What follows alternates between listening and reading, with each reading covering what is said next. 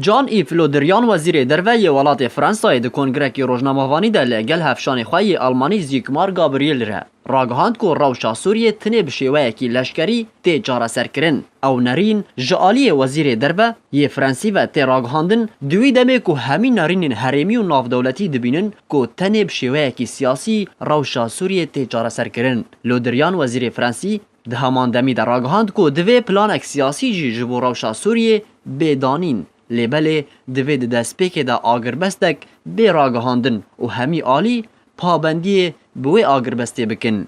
لودریان هروها دبینه که چاره سریا سیاسی لسوریه دمک درج جیره پیوسته و دوی بریا دانوستاندن جنیفیره ریکفتن سیاسی بین دیتن.